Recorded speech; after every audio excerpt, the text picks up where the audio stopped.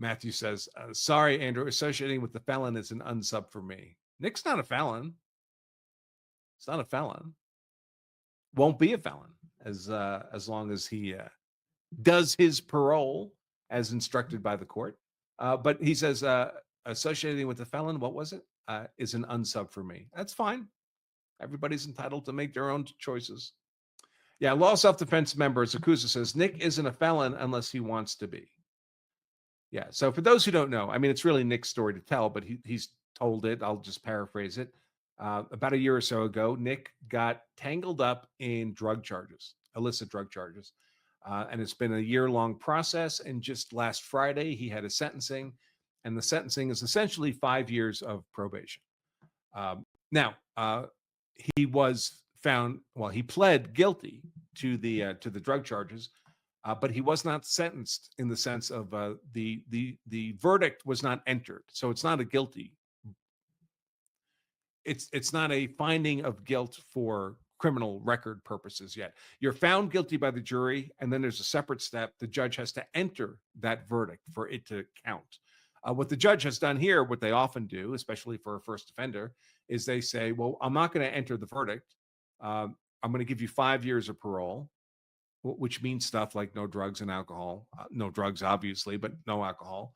And if you go through the parole for 5 years and you don't have a problem, I'll never enter the verdict. So it'll never be on your record. And then there's no criminal record. If you screw it up, then I'm going to enter the verdict. So then you get whatever you screwed up, whatever new charges that might involve, and we retroactively enter the conviction. So that would not be good. And I sure hope that Nick doesn't do that, but I don't expect he will. I have confidence in him. Let's see. Yeah. Law self-defense member Zakuza says Nick has been given the opportunity to not have the felony conviction entered into the record. And that's correct. It's a good deal. It was a good deal. I've always wanted, I said from the very beginning, my hope for Nick is that he gets the best possible outcome for himself and his family. That's not excusing Nick for bad decisions. He has owned up to those. He's being held accountable for those. But this is a pretty good outcome for Nick and his family, and I'm very pleased about that. I think Nick's a really smart and talented guy, and I think he can bring a lot to the internet and to his community and to his family in a very positive way. And it's not necessary that he screws it up. That's, of course, up to him to determine. Let's see. The Nick redemption arc.